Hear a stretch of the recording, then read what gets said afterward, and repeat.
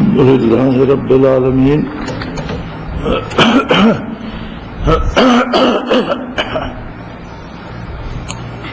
الحمد لله رب العالمين والصلاة والسلام على حبيبه محمد وآله وصحبه أجمعين أعوذ بالله من الشيطان الرجيم بسم الله الرحمن الرحيم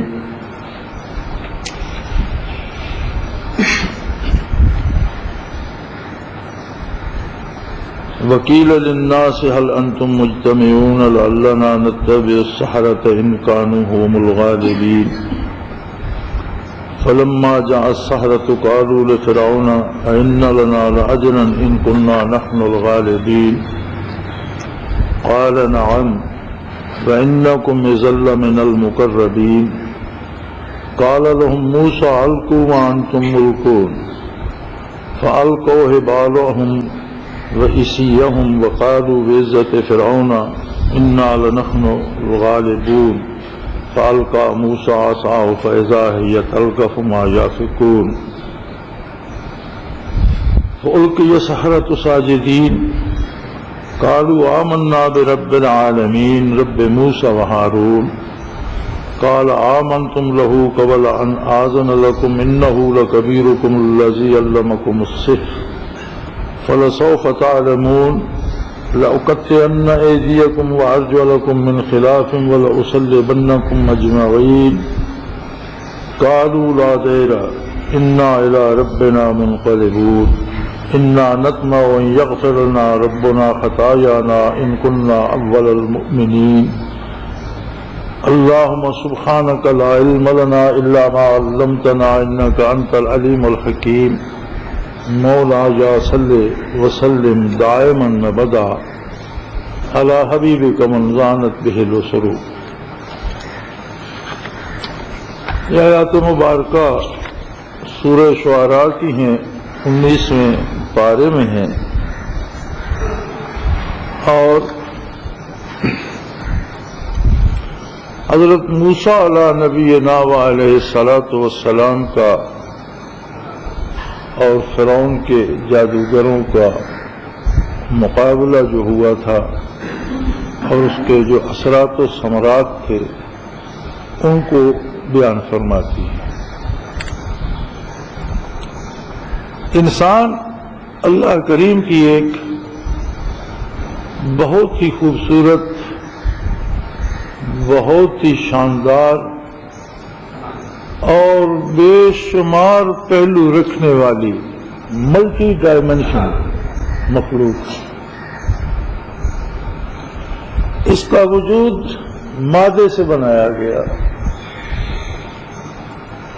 اس میں روح اللہ کریم نے پھونکی، کل روح من امر ربی، روح امر ربی میں سے، اور امر صفت ہے اللہ کی.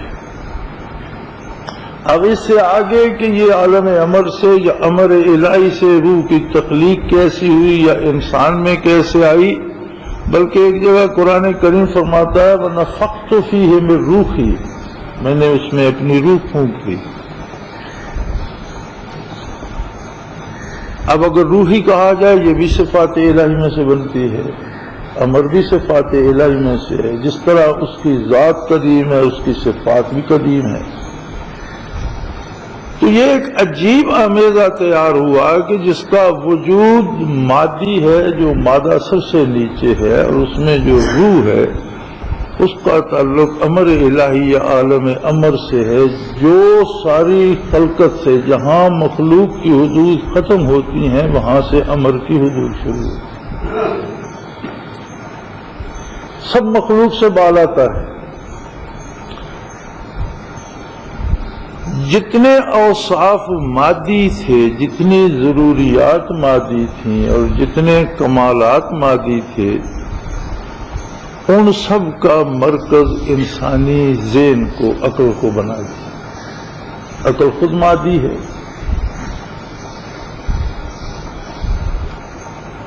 اور جو روح ڈالی گئی اس میں،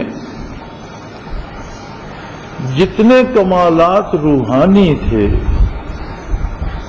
جتنے عجائبات کا تعلق روح سے، روحانیت سے تھا، ان کا مرکز قلب کو بنا دیا۔ ہمارے عہد کی ایک مصیبت یہ ہے کہ ہمارے اکثر و بیشتر بڑے پائے کے علماء کرام جو ہیں اور جن کا علمی پایہ بہت بلند ہے،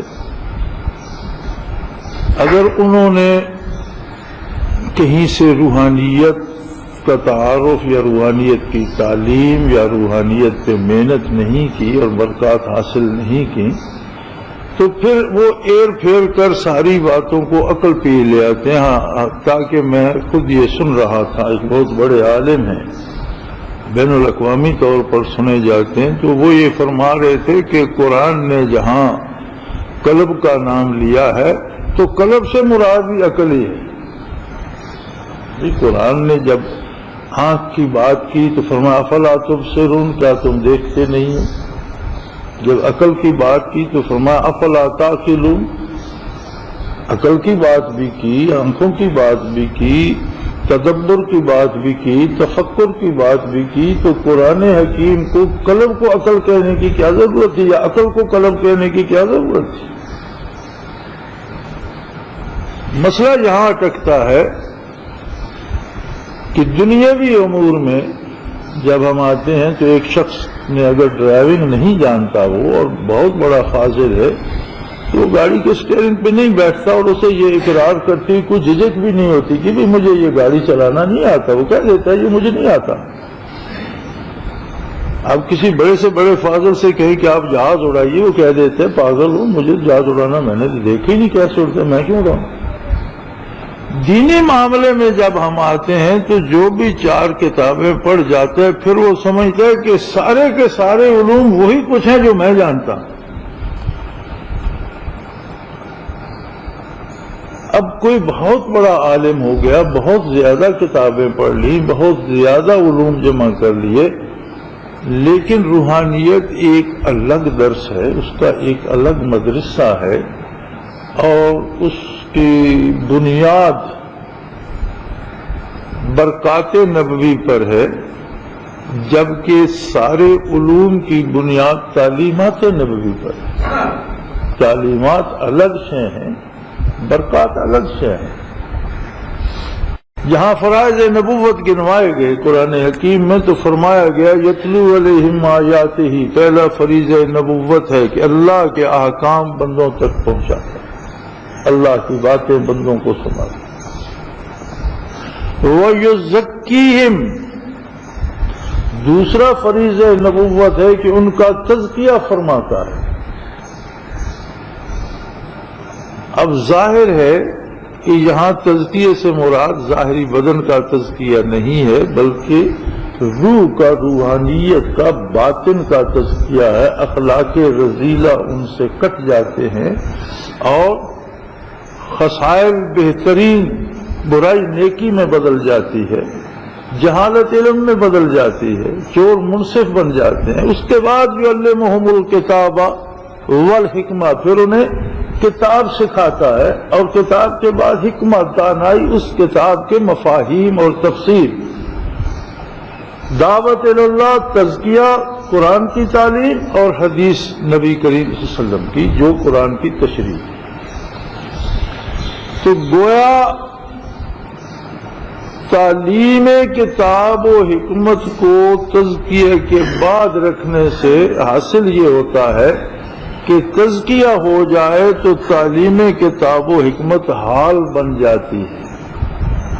جو علم کسی کو حاصل ہوتا ہے اس کے مطابق اس کا حال تبدیل ہوتا جاتا ہے۔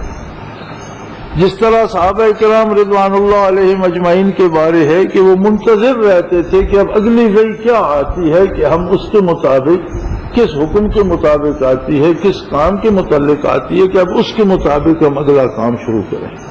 یعنی انتظار وحی کا اس لیے ہوتا تھا کہ زندگی کے کون سے امر پہ اب حکم الہی نازل ہوتا ہے کہ ہم اپنی زندگی کے اس حصے کو بھی اللہ کے احکام کے مطابق ڈالیں، اس لیے کہ ان کا تزکیہ ہو چکا۔ اور اگر تزکیہ نصیب نہیں ہوتا تو تعلیم خبر ہوتی ہے، حال نہیں بنتی۔ بڑے سے بڑا عالم بے شمار باتیں جانتا ہے لیکن اس کا کردار ان باتوں کے مطابق نہیں ہے۔ ہمارے سامنے جو الزام تراشی علماء پہ آتی ہے، اور ہر طبقے میں زندگی کے ہر شعبے میں ہر قسم کے لوگ ہیں، اسی طرح علماء میں بھی ایسے ہیں جن پر تنقید کی جا سکتی ہے یا جن کا کردار صحیح نہیں ہے۔ تو یہ جو قیمتاً فتوے بیچ دیتے ہیں اور جان رہے ہوتے ہیں کہ ہم حلال کو حرام کہہ رہے ہیں، حرام کو حلال کہہ رہے ہیں، یا حکومتوں کو خوش کرنے کے لیے یا کوئی مفادات لینے کے، تو کیا یہ لوگ پڑھے لکھے نہیں ہوتے؟ بڑے بڑے نام ہوتے ہیں، علم ہوتا ہے، جانتے ہوتے ہیں، تو پھر ایسا کیوں کرتے ہیں؟ اس لیے کہ وہ علم کال تک رہتا ہے، حال نہیں بنتا۔ معلومات کا ذخیرہ ہوتا ہے لیکن کردار اس سانچے میں نہیں ڈلتا۔ تو یہ دو قوتیں ہیں انسان میں، ایک اس کی عقل ہے، عقل سے وہ ایجادات بھی کرتا ہے۔ اب کسی چیز کو ایجاد کرنے کے لیے ایمان شرط تو نہیں ہے، عقل تو مومن میں بھی ہے، کافر میں بھی ہے۔ دنیا کی بہترین ایجادات جو ہیں ان کے موجد مسلمان ہیں، اور ساری سائنس کے موجد مسلمان ہیں۔ ابتدا مسلمانوں نے کی، جب مسلمان سائنس کے اصول وضع کر رہے تھے تب یورپ تاریکی میں تھا اور جہالت میں تھا۔ وقت گزرنے کے ساتھ مسلمان عملی زندگی سے دور ہوتے گئے، اور ان کے بنائے ہوئے قواعد و ضوابط کو اہل یورپ نے اپنا کر اسے مزید ترقی دی۔ آج اس پہ وہ فخر کرتے ہیں کہ یہ ایجاد ہی ہماری ہے، حالانکہ حقیقت یہ نہیں ہے۔ حقیقت یہ ہے کہ ساری سائنس کی بنیاد، تمام سائنسی علوم کی بنیاد مسلمانوں نے رکھی، تمام ایجادات کی بنیاد مسلمانوں نے رکھی۔ اور جب مسلمان ایجادات کر رہے تھے اس وقت یورپ واشی تھا، ان پڑھ تھا، جاہل تھا اور تاریکی میں گھرا ہوا۔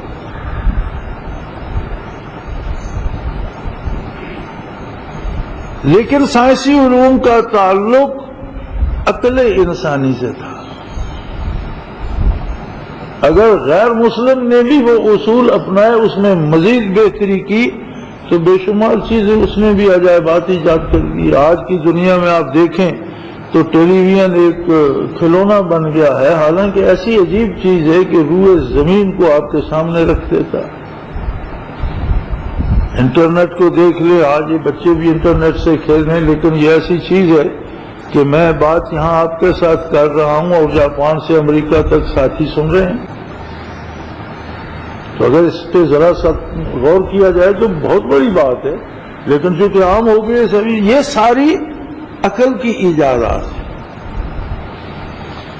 یہ وہ ہیں جنہیں عام آدمی سمجھتا ہے اور جو فطری طور پر سمجھ میں آتی ہیں، لیکن بعض دفعہ اگر عقل انسانی کے ساتھ بہت مشقت کی جائے اور اس کو ایک نقطے پہ مرکوز کر لیا جائے اور اس کی ساری قوت کو آدمی ایک نقطے پہ مرکوز کر سکتا ہو تو بہت سے عجائبات بھی ضرور پذیر ہوتے ہیں۔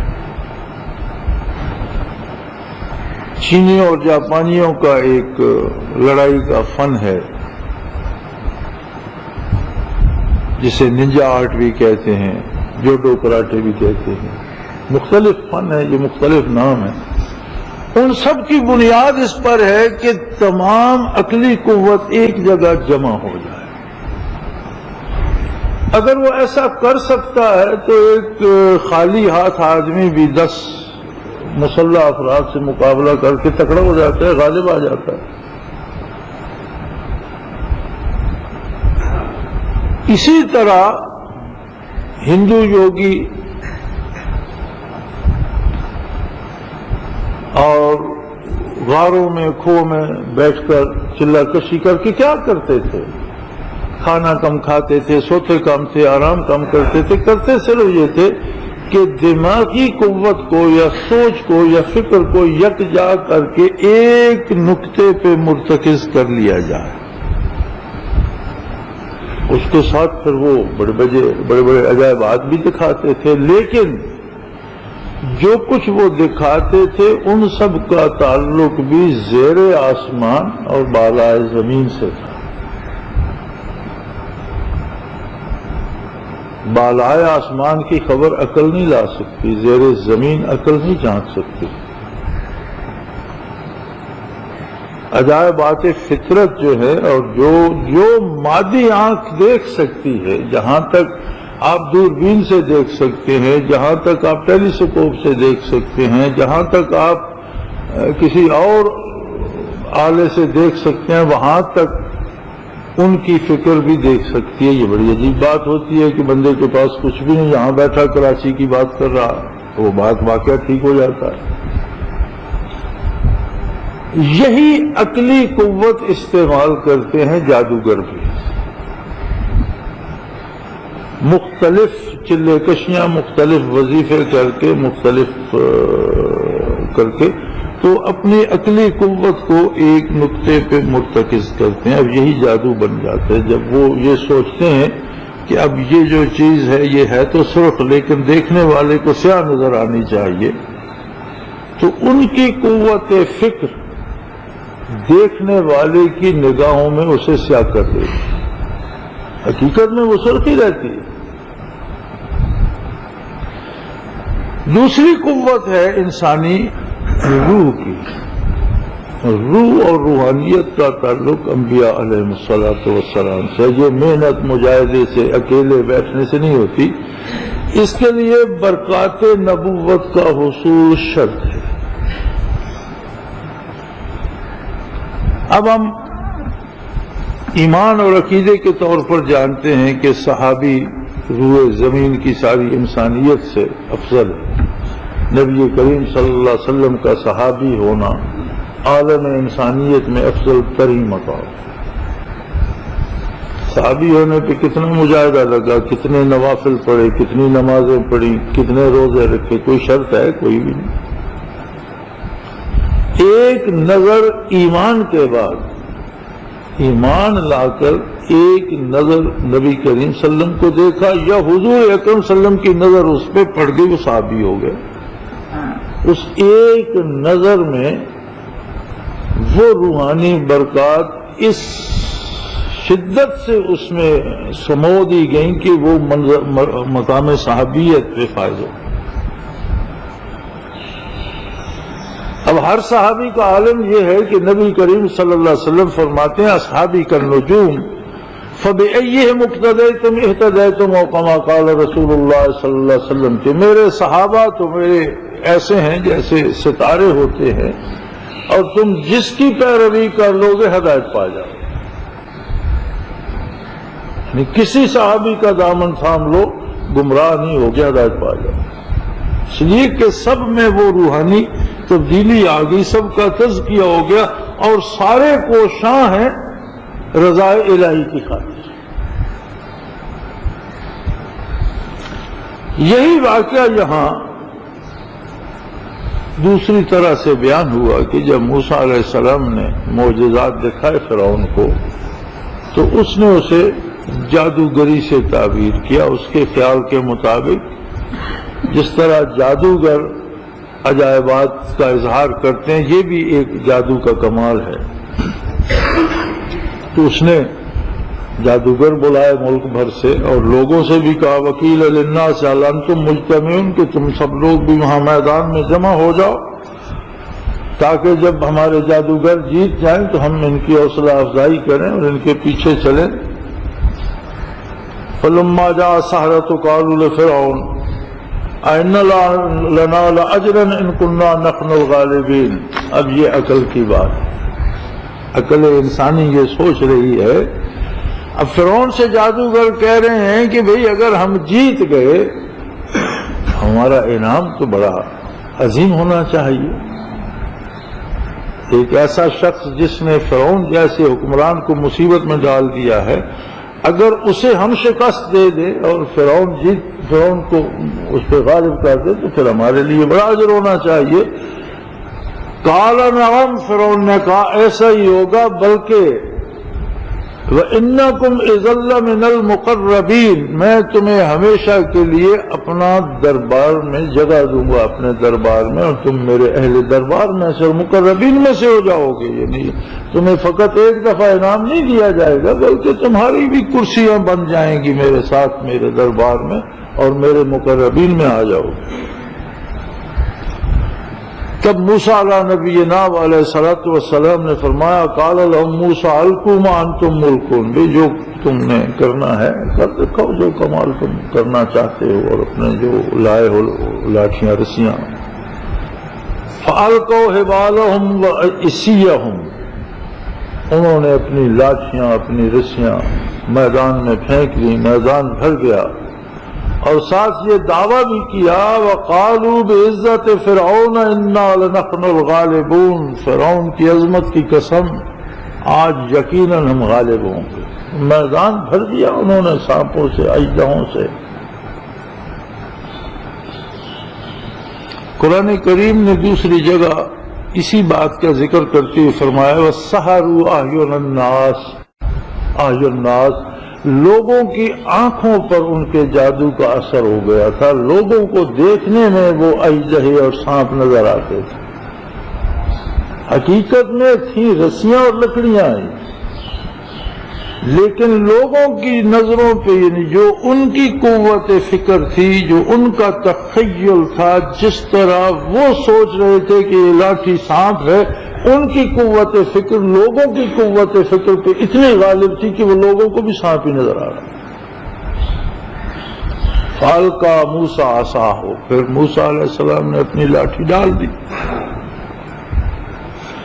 جب موسیٰ علیہ السلام نے لاٹھی ڈالی تو اتنا بڑا اژدہا بن گیا، فَإِذَا هِيَ تَلْقَفُ مَا يَأْفِكُونَ، جو کچھ انہوں نے پھینکا تھا اس میں خواہ شاطیر تھے، خواہ بلے تھے، خواہ رسے تھے، خواہ لکڑیاں تھی، خواہ لاٹھیاں، میدان جو بھرا ہوا تھا، اب یہ اتنا بڑا اژدہا بن گئی لاٹھی کہ اس نے سب کو نگلنا شروع کر دیا،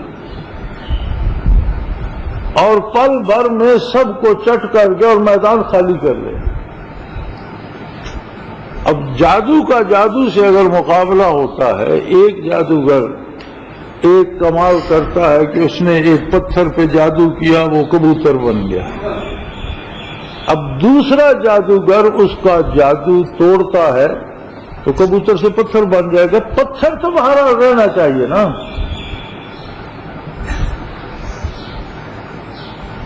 اگر موسیٰ علیہ نبینا علیہ الصلوۃ والسلام بھی جادوگر ہی ہوتے اور یہ معجزہ نہ ہوتا تو جو لکڑیاں، جو لاٹھیاں، جو چیزیں اژدہا نظر آ رہی تھی وہ پھر سے واپس رسیاں اور لکڑیاں بن جاتی، لیکن یہاں تو کام ہی الٹ ہوا کہ وہ سب کچھ اس اژدہے نے نگل لیا، اور جب موسیٰ علیہ السلام نے پکڑا تو اتنی ہی لاٹھی تھی جتنی انہوں نے پھینکی، تو وہ ہر چیز کہاں گئی؟ اس پر جادوگروں نے کہا کہ یہ جادو نہیں ہے، یہ قدرت الہی ہے، یہ اللہ کا نبی اور رسول ہے، اور یہ ہر چیز کو فنا جو کر دیا ہے یہ اس قدرت کاملہ نے کیا ہے۔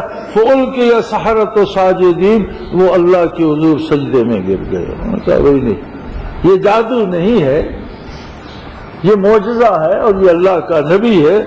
اور بات بھی سمجھ گئے، جب انہوں نے عظمت الہی کا اقرار کیا تو برکات نبوت یہ ہوتی ہیں کہ انہیں ساری بات بغیر سمجھائے سمجھ میں آگے وہ کہنے لگے آمنا برب العالمین۔ ابھی تک جو فرعون کو خدا مانے بیٹھے تھے، اب ایک لمحے میں پروردگار عالم کو انہوں نے کیسے پہچان لیا؟ کس نے بتایا کہ وہ رب العالمین ہے؟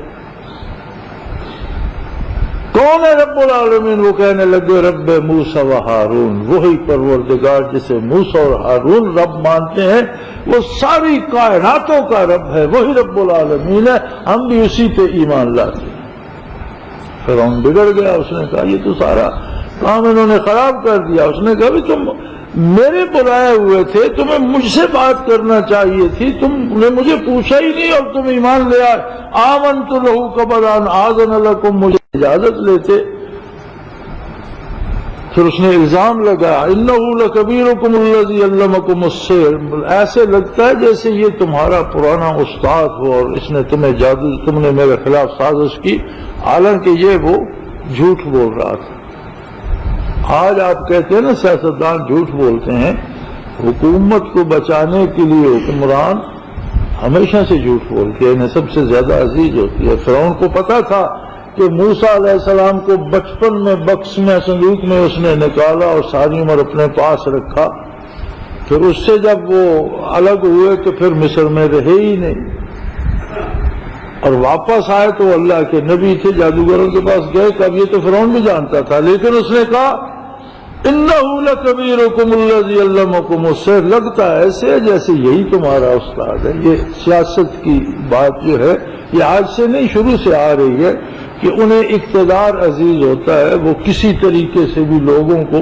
اس کی طرف لانا چاہتے ہیں۔ یہ بھی یہی چاہتا ہے کہ اب جو لوگ ہیں، جو عوام کو جن کو میں نے جمع کیا، وہ اس بات پہ آ جائیں کہ یہ ان کے استاد تھے۔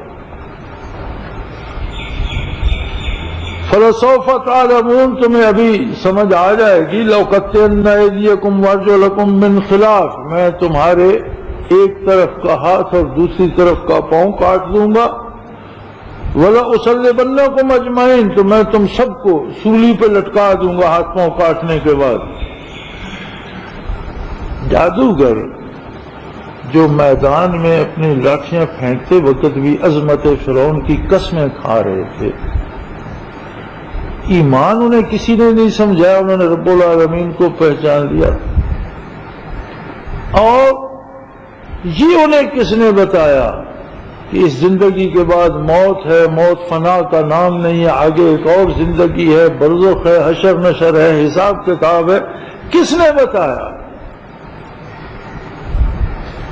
وہ جب ایمان لائے تو ان کی روح کا تعلق روح موسیٰ علیہ نبی علیہ السلام سے، اور اس میں برکات نبوی در آئیں۔ انہیں پتہ چلا، وہ کہنے لگے لا دیر، کوئی حرج نہیں، اگر تم ہمارے ہاتھ پاؤں کاٹ دو کوئی حرج نہیں، کوئی تمہیں سولی پہ لٹکا دو کوئی حرج نہیں، لا دیر ہے، کوئی حرج نہیں۔ بھئی یہ بات عقل کی سمجھ میں تو نہیں آتی، عقل اس بات کو کب تسلیم کرتی ہے کہ کوئی ہاتھ پاؤں کاٹ دے اور سولی پہ لٹکا دے؟ عقل کا کام تو بدن کی حفاظت ہے۔ یہ جب تجلی ان کی روح پہ پڑی تو وہ کہنے لگے اصل بات تو اب سمجھ میں آئی ہے، بھائی میاں تو ہاتھ کاٹ دے، پاؤں کاٹ دے، سولی پہ لٹکا دے، انا الی ربنا منقلبون، تیرا سولی پہ لٹکانا ہمیں وصول الہی عطا کر دے گا اور ہم اللہ سے واصل ہو، اللہ کی بارگاہ میں پہنچ جائیں گے، اس کا راستہ یہی ہے۔ الموت جسر یوصل الحبیب الی الحبیب، کہا یہ گیا ہے کہ موت تو ایک پل ہے جو محبوب کو محبوب کی بارگاہ میں پہنچا دیتا ہے۔ لیکن یہ بات ان جادوگروں کو پل بھر میں کیسے سمجھ آ گئی؟ برکات نبوت سے جو ان کی روح نے جذب کی، تو ان کے سامنے عاقبت اور آخرت تک کے علوم اس میں منتقل ہو گئے۔ وہ کہنے لگے انا نطمع ان یغفر لنا ربنا خطایانا، بھئی ہمیں سب سے بڑا لالچ جس بات کا ہے، میاں فرعون سن لے، تجھ سے معافی کا لالچ نہیں ہے، جان بچانے کا لالچ نہیں ہے، تجھ سے جو انعامات مانگے تھے انہیں حاصل کرنے کا لالچ نہیں۔ اب ہمارا رخ بدل گیا ہے، اب ہماری سب سے بڑی آرزو یہ ہے کہ ہم نے جو غلطیاں کی ہیں اللہ انہیں معاف کر، ہمارا رب انہیں معاف کر دے۔ ہمیں زیب نہیں دیتا تھا کہ ہم اس کے نبی سے مقابلہ کرتے، ہمیں زیب نہیں دیتا تھا کہ ہم تیری خدائی کی تائید کرتے، یہ تو سب ہم نے بہت غلط کیا۔ اب ہماری آرزو یہ ہے یغفر لنا ربنا خطایانا ان کنا اول المؤمنین، شاید اس لیے بھی معاف کر دے کہ ہم سب سے پہلے ایمان لانے والے ہیں۔ سر میدان اور صبح کے سورج نے جن کو فرعون کا پیروکار دیکھا تھا، شام کے سورج نے ان کو شہیدوں میں پایا تھا۔ یہ دو متضاد قوتیں ہیں، عقل اور روح۔ عقل فطری صلاحیتوں کو اجاگر کرتی ہے، علوم ظاہرہ سے بھی جلا پاتی ہے، تجربات سے جلا پاتی ہے، حالات و واقعات سے سبق سیکھتی ہے، اور مادی دنیا کے عجائب و غرائب کو ترقی دیتی ہے۔ لیکن یہ ضروری نہیں کہ ایک بڑا سائنسدان بااخلاق بھی ہو، یہ ضروری نہیں ہے کہ ایک بڑا شاعر جو ہے وہ صاحب کردار بھی ہو، یہ ضروری نہیں ہے کہ بہت بڑا دانشور جو ہے وہ سچا بھی ہو، یہ ضروری بات نہیں ہے۔ کردار کے ساتھ یا تعمیر کردار کے ساتھ عقل کا کوئی تعلق نہیں ہوتا۔ عقل جسم کی مادی سہولتوں کی بات کرتی ہے، جسمانی لذتوں کے حصول کی بات کرتی ہے، جسمانی اور مادی راحتوں کی بات کرتی ہے، اور یہی اس کی منتہائی منزل ہے کہ اپنی ساری قوت صرف کر کے اپنے وجود کو زیادہ سے زیادہ لذت فراہم کرے، آرام فراہم کرے۔ لیکن روح چیز ہے دیگر است، روح بدن کو اپنی سواری سمجھتی ہے، روح اپنا اہتمام کرتی ہے، صرف اپنی سواری کا نہیں۔ ایک بندے کے پاس گھوڑا ہے یا کسی کے پاس موٹر کار ہے، اسے موٹر کار بھی عزیز ہے، گھوڑے والے کو گھوڑا بھی عزیز ہے، لیکن اپنی جان سے عزیز نہیں ہے۔ اسی طرح روح کو جو روحانی لذتیں، روحانی قربتیں، روحانی مقامات نصیب ہوتے ہیں، ان کو وہ جسمانی اعضاء پہ لاگو کر دیتی ہے، وہ جسم کی پرواہ نہیں کرتی کہ اسے سردیوں میں سحری میں اٹھ کر غسل کرنا پڑے گا یا وضو کرنا پڑے گا، آدھی رات کو اٹھ کر اسے سجدے کرنے، اسے تکلیف ہوگی، وہ کہتی ہے اس سے تکلیف ہوگی، اسے ہونی چاہیے، لیکن میرا سفر تو کٹے گا۔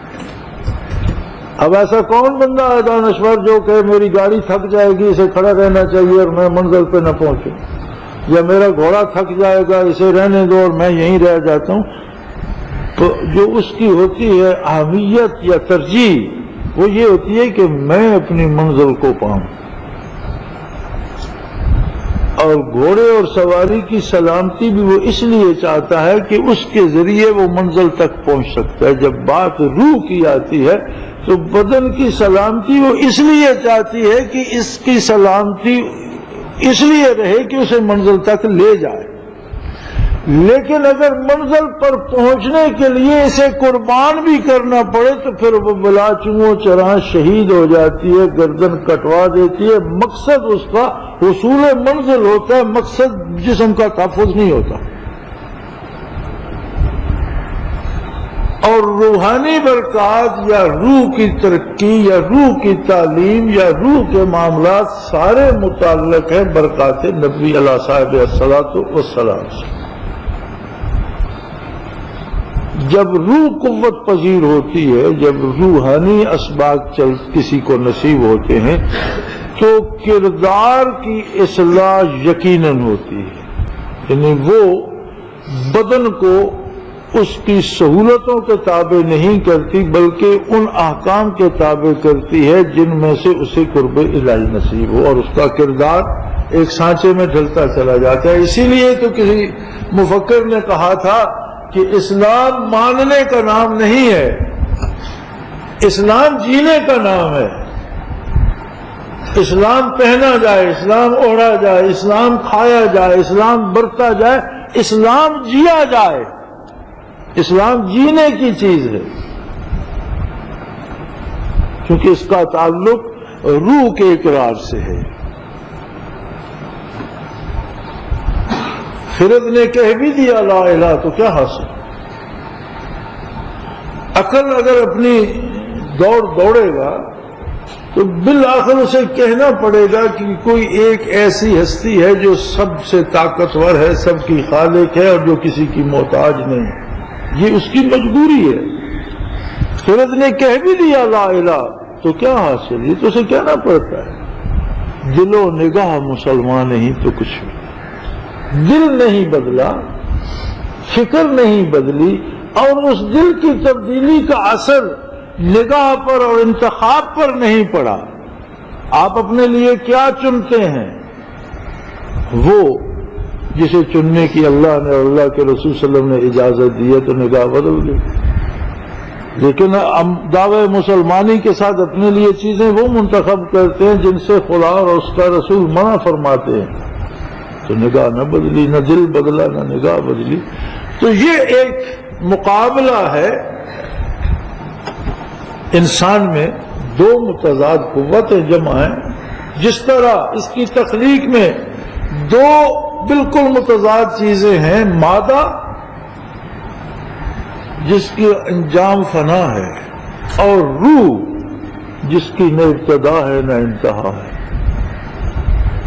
دونوں ایک دوسرے کی دو ضدیں ہیں اور جمع ہو کر انسان بن گئے.